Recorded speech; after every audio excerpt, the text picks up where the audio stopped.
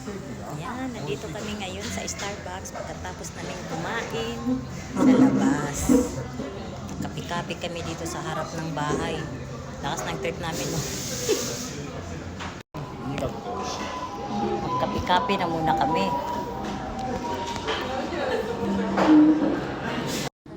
At ayan na nga ang in-order namin, mga kape. Ayan, tatlo na naman kami. Lang magawa dito sa bahay ba? Harap na naman kasi ng bahay, kaya okay lang. No? Sige, mag-inom na muna kami ng kape. メルカリにね、制服売ってる気がする。楽しい。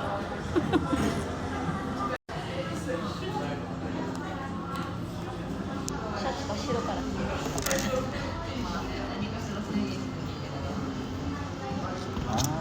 Yan naman yung kamban na nakita nyo. Diyan kami kumain nung nakaraan din. Tsaka pwede kasi mag-inom dyan ng alak. Tapos pag nakainom, hindi na kami magdadrive kasi nga kapitbahay lang namin.